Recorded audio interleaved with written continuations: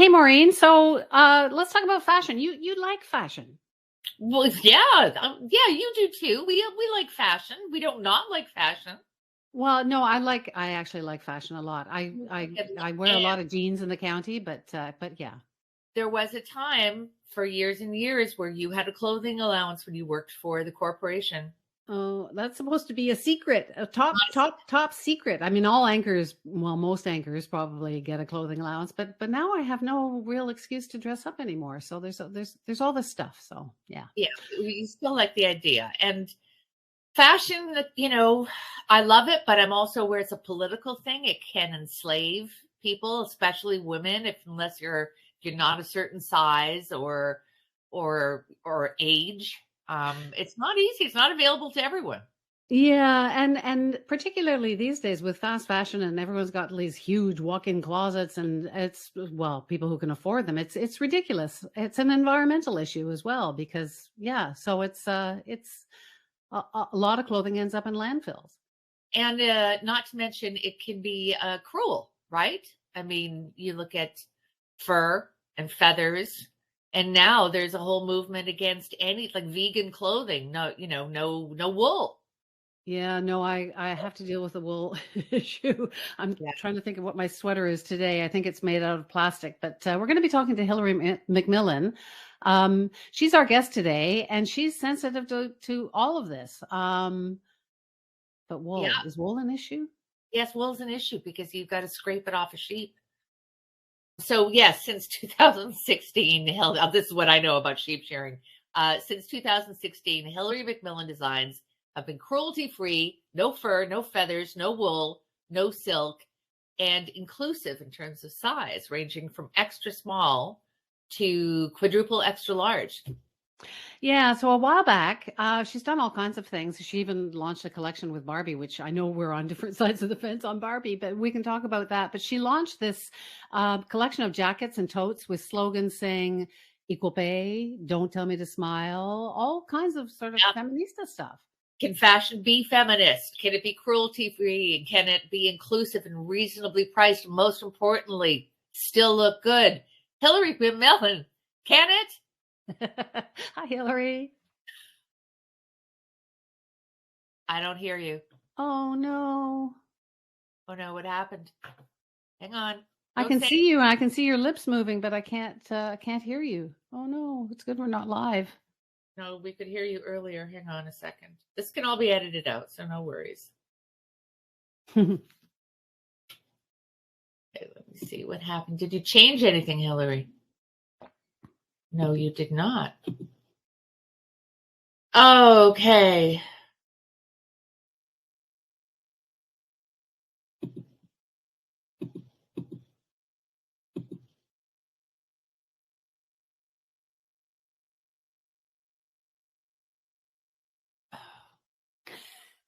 Oh well. It all was going so well. Okay, I'm going to stop this recording. We'll keep that. Now we're recording. Okay, let's pick it up. So, Hilary, can you be all things to all people? Is that the I don't think you can be all things to all people, but we're trying our best over here to do all the things that our brand hopes to achieve.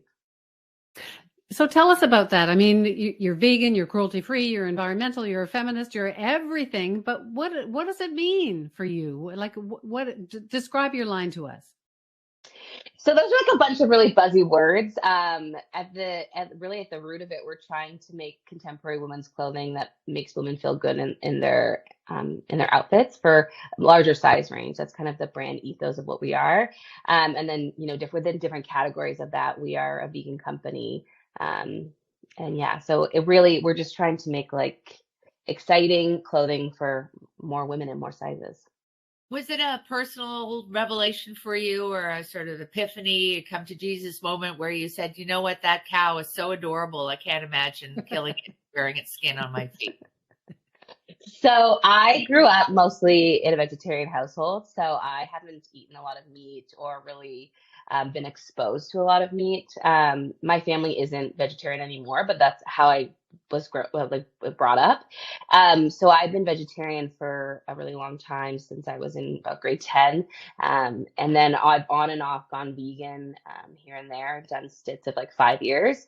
And when I first started the brand, being in Canada, we're all about outerwear, we're all about like fur-lined hoods. And when I first started, I was very much using leather and fur, especially in like accessories or in like little pieces on the clothing.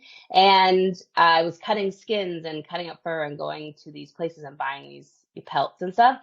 And I just didn't think that it like sit well with me. It also didn't make sense for my brand is very much a personal reflection of who I am. It has my name. It is, so put out by me, and I'm such the face of it that it didn't resonate with me. And so we transitioned over into being a vegan brand. It took years because, you have to find wool substitutes. You have to find substitutes for leather. Back in 2016 is when we launched it, but we started developing it like 2015, 2014. And there wasn't so many good options. Like the vegan leather space has gotten way bigger now, and there's alternatives, like they're going into, plant-based leathers as well. But back then it was sparse, and faux fur was awful. Like it was plasticky. I don't know if you guys remember. It was just not a very good like tactile fabric. And so we took some time and, finding silk alternatives for blouses and all these things. And there are some great options and some great, natural fibers to use, and some great things that you can use as a substitute for animal products. It's definitely one of our brand ethos, but we don't find that people are coming to us necessarily because we're vegan. It's kind of like an add-on, but it's more like we make high quality things with high quality fabrications. And so, it's a perk that we're vegan now, I think. I want to talk about the plus sizes part of it in a second, but the vegan thing I find really interesting, because I think there are more and more people who are becoming, vegetarians or vegans or whatever. But I just wonder, like, will we look back? Because I still eat a little bit of meat, and I still wear leather shoes, and I still wear wool sweaters, which I think I confessed to earlier. But like, will we look back? Like, I'm so curious about, like, I look at the cows and I think they're just stupid, so we're allowed to eat them. But is that stupid? Like, will we all look back on this someday and go, what on earth were we thinking that we could actually kill an animal and eat it? I mean, I have no judgment. I think everyone's life is their life, and people choose to do what they want to do. Obviously, my personal judgment is the personal life is the way I live it. I think that kind of what you're talking about is like speciesism. So like this is a huge kind of conversation in the space, is that like as human beings, we feel like we have the right to kill animals, or that like they're subservient to us, or that like they're put on the earth for us to eat. And I think if you kind of switch your mindset about how you think about animals and how you think about farm animals specifically, like we obviously have we prioritize certain animals of others. Like you wouldn't consider eating a dog or a cat because that's used a domesticated animal that you value, whereas like a cow or a pig is kind of seen lesser than, or is put on this earth for your clothing or your food. So I think it's just the way we look at things, or the way that we feel that we have like ownership over certain animals in their lives. There are entire economies, of course, based on that. Particularly, I think of wool. And there's an argument that you're not killing the animal, they're sustainable, and that you're shearing them. Same thing with llamas and alpaca and so on. And that there really is no substitute for, in terms of warmth and than wool. And there's also the argument that, and I had this discussion with my husband when we were in Scotland, and the cows there are so cute. What if our cows were that cute, we wouldn't eat them. Which is ridiculous. But his argument, and I thought it was a good one, is that if we don't keep cows and sheep, then they will become extinct. So there's that argument that they only exist because we allow them to and use them. So I just thought I'd put that out there. Are you strict about are your shoes vegan leather? Yeah, so I don't buy any leather products myself either. I have stuff from when I wasn't vegan and we weren't a vegan brand that I don't believe in like throwing out. So I have stuff in my closet, but as of like 2016, I don't purchase anything that has animal byproducts in it. In terms of like the wool conversation, I have no problem with wool in terms of like you're shearing a sheep, you're using their wool, they need to be sheared. It's more like the mass production of it, right? So it's the same with like if you're going to hunt your own animals and kill them, that's a very different system than like factory farming and animal husbandry. Like, you know, there's ways that we go about it that are inherently cruel, like when you start shearing on a larger scale. And so there's like, you know, shearing mass amount of sheets and they do them poorly and they get infections and all this stuff. And so that's kind of where I think the wool conversation, people are like, well, it's, you know, you need to shear them. And I agree, you do. But it's like when we start to do it inhumanely, I think is kind of the issue. Yeah, so I'm trying to imagine we were speaking of fast fashion. What am I going to do with all? I'm not going to get rid of my sweaters because they were all nicely sheared. I hope. Yeah. Maybe not. But what am I supposed to do with all of my, like I have a couple of, like I stopped wearing fur and feathers a long time ago. I might have one coat that's got a fur collar on it. But what am I going to do with all the leather? What am I going to do with, I don't know, like, because it's fast fashion. Does everybody just move away from it eventually? Is that what you're hoping? Because you want to change the world? Well, I think anything you own, you should keep. Like, you don't want to contribute to more landfill just because you choose not to wear leather anymore. Like, if you have it, you should use it. Like, we try to get the most of our clothing. That's kind of like, you know, what we should be buying to try to get the most and most wears out of our pieces. I personally would love it if we could move away from leather. I don't think it's a reality. The amount of, you know, people that eat meat and the amount of leather products that we produce. Like I'm not naive in the fact that I think that this is like going to be a global revolution. We're no longer going to eat meat. I just think it's like maybe like Meatless Monday or like, you know, reducing your intake of meat. I think buying from local farms, local places near where you live, sourcing your meat, trying to figure out where it's coming from. I just think we can make these small changes and that's in every industry and across every sphere, of course, that making these small things to kind of make it slightly better.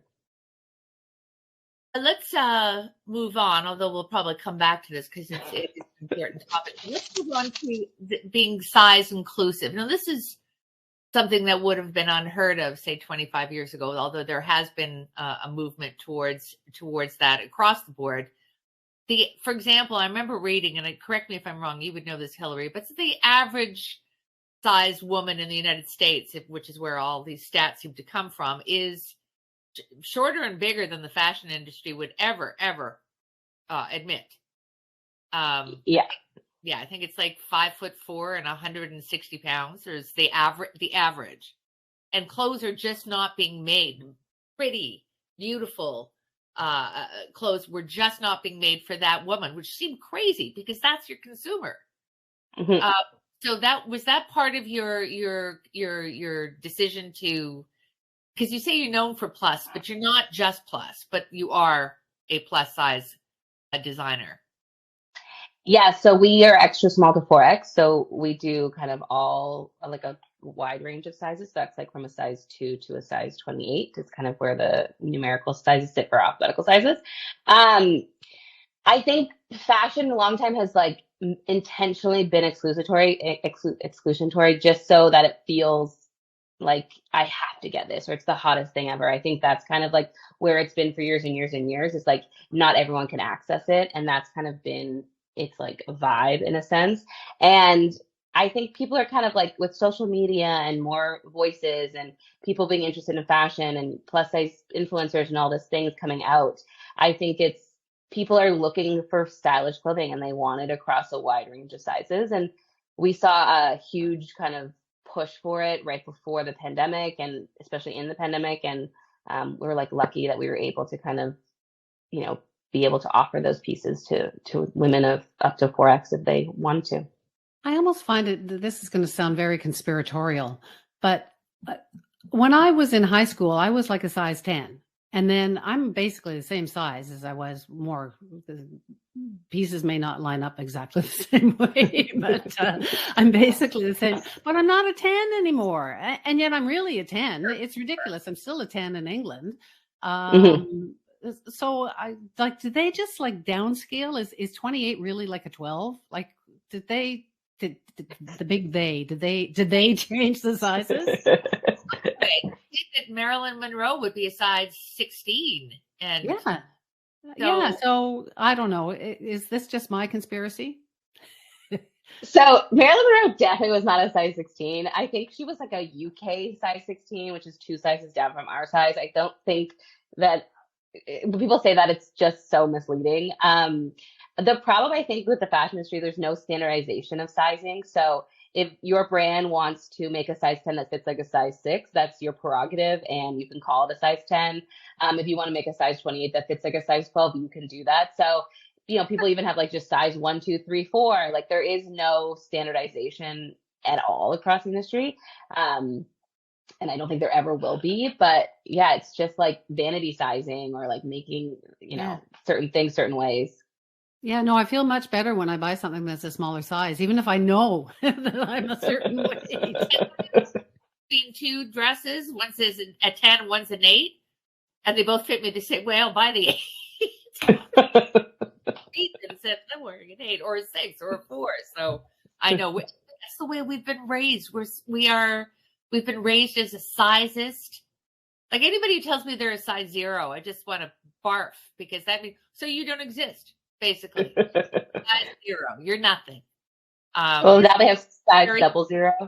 Oh dear. You're a double nothing. I'm an Yeah. X00. No, I Right. just, I wonder though, because it was many, many years ago, decades ago, that a friend of mine who was working for an ad agency did the Dove commercials, which was, you're beautiful. Like women are all beautiful, even if you're imperfect. And yet you look at the women, most, not in your campaign, but in most of the women walking down the runways in Fashion Week or whatever, they're all tall and skinny, and like has nothing changed except for you. I think it's getting there. Like, I think that people are starting to like wake up to it and like realizing that like there are dollars there, that everything's kind of money, right? Like at the end of the day. And I think people are starting to realize there are dollars in, having plus size fashion and stuff, but it's fashion's slow. We work so far out. Like we work a year out, even to do change doesn't happen quickly. There's also a lot of people kind of at the helm of it too, that are like living in this archaic world that, thinks that it should be a certain way and doesn't want to adapt. It's getting better. I think the big conversation right now is like even these large brands that do plus sizing don't ever put it in their stores. So they might be like, we want to have up to a 4X or a 5X or whatever, but we won't, you have to like buy it online. So there's like a barrier to entry there too. So there's all these like nuances of the conversation as well, that like the access to it is really still quite bad. Wow, I had no idea. So they have the sizes, but they're not putting them on display. Yeah, so everyone has to like buy online, and there's like an added cost. Of course, they can't just like go into a store and try it on. They have to like pay for the shipping. It doesn't work, pay for the return shipping. So yeah. Yeah, it's a lot. It's also the way a lot of I don't even know what the correct term is, but cross dressers who you buy your clothes online now. I remember I used to work in a dress shop. This is way back in the 80s, and I remember a guy coming in to try. It was a small little shop, and he came in and he picked a bunch of. He was a strapping man, and picked a few outfits and went back to try them on, and went back to ask if I could help him or get. As you do, and he said, I hope I'm not upsetting you, but this is the only way I get to buy clothes. And I think, wow, well, at least that we have online shopping now, but there was a time where if you didn't fit the mold in any way, you had nowhere to go. You lived you lived a life of shame. Yeah, it's crazy to me that like even I was in Europe this summer. I was in Italy, and they lost my luggage. And I'm like an extra large, so like I can still shop at like an H&M. I was in Sweden, H&M in Sweden, but like they don't go above an extra large there. And I was just thinking that like if you were plus size and you lost your baggage, like you have 2 days and you need clothes, where are you going to get your clothes? Like the access to it, like you have to wait for it to arrive to your hotel. And I was just thinking that like that's a very scary thing. If like you can't, say a whole vacation, and like this is such a small example, but it's just like the access to it is wild. Hilary, I'd like to tell you that it's a small example, but Wendy and I just came back from a trip where my sister-in-law lost her luggage. I mean, it happens all the time now. So that's just a good example of how such a large swath of people are not catered to internationally. So you're changing all that. But the bottom line about fashion, about clothes, is we have to look good. And I mean, I'm looking at what you're wearing right now, which I think is a The floral blazer. blazer. You have a whole suit in that your materials are lush and vibrant and not a lot of navy blue in your collection. Yeah, so we're trying to create things that are like a little bit more interesting. We're kind of heavily just like dopamine dressing, like bringing joy to your wardrobe. If you want to buy a black sweater, there's a million places you can go buy a black sweater. So we're trying to create like use a lot of print and pattern play and create these kind of unique pieces in your wardrobe, and not create. We do a couple basics, but really we're trying to kind of like do interesting details and interesting styles and designs. Wendy So I wants hate to to, Barbie. I know you do. yeah, So. it's all about Barbie. So Maureen grew up with Barbies, and my mother was not into Barbie, and I wasn't into dolls, and wasn't really given the option of being into dolls. And I saw the Barbie movie late, so I kind of knew the whole thing. And by the time I was just anyway. So you did a collection, and I think you said you have a fond nostalgia for her. Like, I don't see Barbie as a feminist icon, but you perhaps do. Maureen does. So I'm just wondering about how that went over, like why you decided to do a pink thing, because she's controversial. Like her waist is 100%. like it's completely like for you in particular, who's into like plus size people and designing clothes for plus size people. That's not Barbie. Like there's the curvy doll or whatever, but that didn't sell. So we got approached by Barbie to do a collaboration with them a year before we actually launched the cup. So it was in August. And yes, Barbie has some problematic history. I would say anyone kind of knows that in terms of like unrealistic beauty standards and body image and stuff. I would say they're making a huge effort to kind of become accessible and more visibility and show more body types, skin colors, occupations. And they're trying to really kind of push into kind of female empowerment and, this idea that you can be whatever you want. And so we like that, and that kind of aligns with our brand and what we kind of push towards. So, we're here for like the new Barbie and where they're trying to kind of take it in terms of representation. And so that's kind of where our brand's aligned, is kind of this new era of Barbie. Well, except we've been hearing about the new era of Barbie Barbie's older than me. I've been hearing about the new era forever. Sorry, I'll let Maureen get in here with Barbie. So I think the movie, I think Greta Gerwig and Noah Birnbaum's vision of Barbie really changed, because I'm not going to go on too long about that, because we're here more to talk about Hilary. Intersect. But the movie was based in where Barbie ruled. This was a female empowered world, and it was the Kens that were subjugated.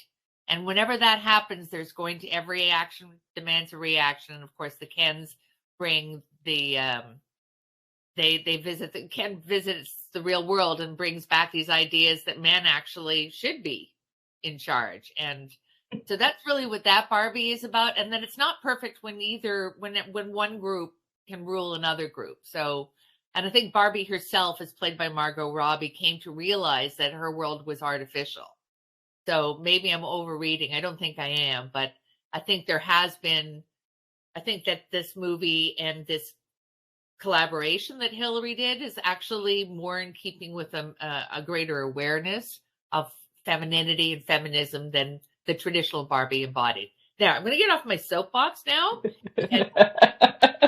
Well, you are obviously a feminist, Hilary. Like, yeah.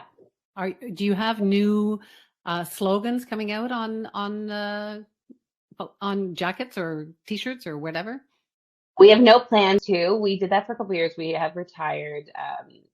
Right now, we've retired that kind of jacket and the sayings on them. But that was really born out of, I went to the Women's March in Washington, and that was really kind of born out of being there and that experience. I also think that everyone's idea of feminism is a little bit different. So, my definition is obviously going to be different than everyone else's definition. And so I think that's important when like we're having conversations about it, to keep that in mind, is that like everyone's view is different, but we all need to be here to like work together and support each other. I think at the root of it, that's what it really is. Yeah, I'm tired of being told, "Oh, you're third wave or you're whatever wave I am." Like, aren't we all just, we either believe in feminism or we don't. Period. So yeah, we're here to support each other or and, not. yeah, and we're here to support each other, and we're here to learn. We're always here to learn. Mm-hmm. Go ahead, Maureen. Sorry. What was it like? What is it like being a Canadian designer? I mean, your clothes are available anywhere, but we're not known for we're not like the Italians or the French or the Americans. So do you feel that you're in a bit of an underdog position on the international fashion scene? I don't really think about it like in terms of like the international fashion scene, because we're not like trying to be in Milan or like be in, Paris and show at these, international runway shows. I do think the disadvantage to being a Canadian designer is like access to the United States. Like, well, obviously we're closer, but like duties, taxes, and all like the minutia of running a business, I think there is a bit of a downside in terms of that. And then like access to funding and all these great organizations that US has for fashion designers that Canada doesn't have. But I always kind of give the analogy, in the United States, when you're a designer, you're kind of like, it's a big pond and you're a tiny fish. Whereas in Canada, it's kind of a smaller pond and you're a bigger fish. So you're able to kind of create a name a little bit quicker, I would say, in Canada than maybe you would be in these larger countries. So that's a huge advantage. Our community is small, but we're all very supportive of each other for the most part. So that's a big plus to being a Canadian designer. But there is kind of this like theory that if you don't leave Canada, you're not cool till you leave Canada and then come back. And I kind of think that's all a little bit of crap, but there is that kind of like mindset in people's minds. Canada's cool. Aren't we cool now? I think so. I mean, we're cold, but we're cool. So what is cool now? Like I'm seeing the leopard print come back and I'm like, no, I've just seen so many versions of that. I probably had what I considered to be an ironic version of a leopard print, but is it back? I guess that's two questions. Is leopard print back, and what are the trends? Leopard print is back. There are so many trends now. Like there's so many micro trends. There's so many like colorways that are in style. Like we do a lot of like trend forecasting for future years, and like the amount of things you can tap into is insane. I always say that like I think we're moving away from trends and we're kind of going into more like style. So I think you need to develop your own personal style and things that work for you. And it's not so much a trends anymore, but just like mood and style. So that's where I'm kind of advocating for people to go in terms of building out their wardrobe, is kind of feel what works for you, what color combinations work, and then try and build things around them. And then when you buy new pieces, make sure you can get like 3 different outfits existing in your wardrobe. Like try and buy a piece and be like, how can I style this 3 completely different ways before you purchase it? That's a good tip. I have friends with a stylist who said, whatever you buy, you have to wear within 3 weeks, unless it's like a very specific outfit, like a wedding dress. Yeah, you get married within 3 weeks or 4. Yeah, it has to incorporate into your wardrobe, on in an easy way and on a regular basis. But okay, before we wrap up, and we have a little bit of time left. So yeah, this idea of older dressing and being age appropriate, and I'll walk into a shop now. I was shopping with a friend of mine who was visiting, and immediately look around and go, oh, this is not for us, because it's filled with, teenagers, and the clothes are all transparent, by the way. That's not dressed, not wearing clothes. These mesh dresses with no foundation garments for Nude. I'm really daunting. But that seems to be out there. Anyway, I guess my question is, what is there such a thing as age appropriate dressing? And honestly, is there? I mean, I know you can wear whatever you want, but really, can you? I think so. I think it's all about what you pair it with. So like, if you're gonna do a mesh dress and you're a little bit older, maybe put on like a slip underneath it if that makes you feel more comfortable. I grew up with a mother who's very artsy, and she doesn't believe in like anything in terms of like you should wear whatever you want. Oh, can you guys hear me? Yeah. Yeah. Okay. Yeah. You can wear whatever you want, and she's always been kind of like a little bit outside the box. So I'm a huge proponent of wear anything you want at any time, as long as you feel good and comfortable in it. But, there's a reality to anything. If you don't feel like you want to wear a short skirt, don't. But I don't know. I don't think that there's so much, age appropriate stuff. We were raised with so much crap, It's I saw a picture of Katie Couric, who was like the perky young anchor, and she's in her 60s now, and there was a photo of her, and she looked great. And then there was a close up of her hand, and I thought, oh, she's old. Like, hide your, like, what the hell is that? Like, it's so ridiculous. And this whole lamb is mutton idea, like, don't wear this or don't wear that, and yet we have all this stuff in our heads because we were raised thinking that, if your skirt is too tight, or if you show a wrinkle, or if you, or whatever. So if you could get rid of all that, that would be great. It's ridiculous how we're shamed. Again, we were in Italy, Wendy. I think you were with us, and you had left, and there was a woman. She's probably in her 70s, deeply tan. She had this store that had absolutely gorgeous, ridiculously expensive clothes. She had massive breasts, and she was wearing a caftan and no bra. And love it. She had her whole. Anywhere else, you would have thought, "Oh my God, what's she thinking?" But she felt very comfortable in her own skin, and kind of looked not the way I would want to look, but looked sexy in her own way. And you would not see that in this country. I can't imagine where you would, but. There are places. Go ahead. Just as women, we like put so many like things on ourselves always, like these like rules and like how we should dress, and these like toxic traits that we have. And I just think that like it's so not necessary, and like it's so, if you feel comfortable not wearing a bra and a huge caftan, like go for it. Like that's awesome. But it's women who will be critical far more so than men. Oh yeah, women on other women. Like you talk about feminism, all this stuff. It's like we need to stop judging each other and just like let people live and do what they want to do, and just be like, it's a shame because I feel like from a young age we're kind of taught to be pitted against each other, and it's like it just shouldn't be that way. So. Along the lines of being old, I have another question. So you're big into colors, like you're all kinds of patterns, and it's great. There's not a lot of navy blue, as Maureen says. But I'm having a flashback to my mom. Like she had no money, and she wasn't exactly a fashionista, but she thought that they were sold this idea of you're a spring or you're a fall. Yeah.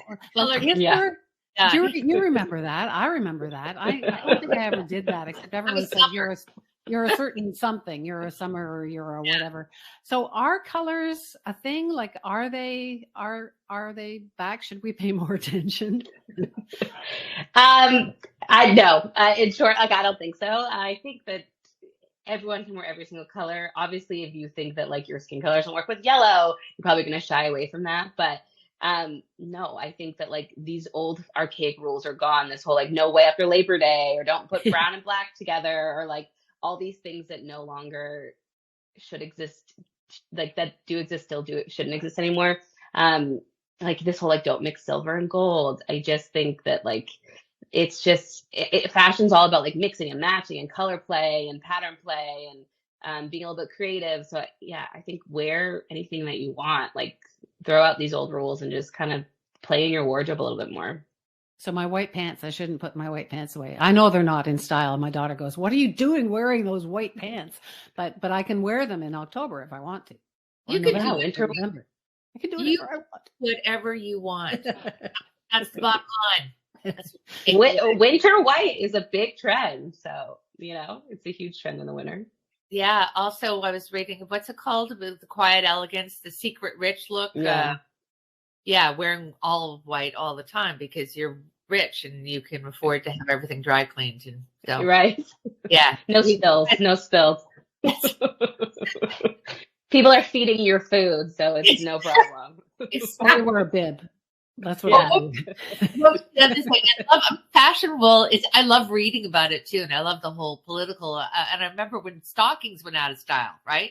Hosiery, pantyhose, because it doesn't matter how cold it is. The implication is that you're not outside. You've got your driver picking you up. So why would you wear stockings? So anyway, I don't have a driver. I don't have a driver. I got to get a driver. Hilary, we got to wrap up in a second, but it's lovely to speak to you. And You too. yeah, obviously, Maureen and I want you to do a Capsule. yeah, well, that too. Yeah, it's lovely. So we're wishing you all the best. And Thank you. yeah, thank you so much. Thank you for having me. This was really fun. Usually people don't hit me with any hard-hitting questions, so I appreciate that. It's all usually fluff, fluff, fluff. So it was refreshing. So what should we wear? What should we do? Hard and clowns. Same time. Thanks a lot, Hilary. Nice Thank you so much. Bye. So do I have to get a leopard print outfit now? No. In fact, my son told me about 10 years ago, my older son, don't ever wear any animal prints. It's too cliche for women of a certain age. It's that. Don't wear but it. that's that ageist thing, you know, like I was going to make a joke about walking in backwards to the store because of my back looks great. But it's not appropriate, Maureen. We have to be, you know, ageism. It's the same right, plus sizeism. You got to get over all of that. I also remember another friend of mine, her son told her it was time for her to put her boobs away. No, it's just get a better bra or not. Like be Or like not. that lady in the caftan that you saw. Exactly. Yeah. Exactly. There's nothing sexier or more attractive than self-confidence. You know, And unless good posture, says your mother. Yeah. good posture. And all but yeah, you're right. So I was going to say, what do you like? I have a wedding coming up. It's a formal wedding and it's Christmas time kind of thing, and I'm wearing shorts. Ooh, yeah. Well, you got legs. I hated what you once said to me. Yeah, well, legs are the last to go. I'm sorry, but they were the first to go with me. So I'm never wearing shorts, but I'll wear something that's backless. As someone who's seen you in a bathing suit quite often, you haven't lost anything. So just shut up. Okay. Just don't look too closely. Get some new glasses or whatever the line is. No, we're all going to endorse the Hilary message, which is like, just go for it. Like, just be yourself. But it's funny that she is so into colors, but she's not into fall, spring, or whatever. I don't even know what I am. Do you know what you are? I'm a summer. Oh, you're a summer. But apparently it's another one of my mother's stories. But for my birthday, she took me to colors and had my colors done. She had her little wallet. She was a spring, and it turns out I was a summer. And then we were having an argument, as we so often did. And I remember she said to me, "You are bold, you are manipulative, and you refuse to wear your colors." So which did she hate the most? I guess all are true. Anyway, lovely to see you. Yeah.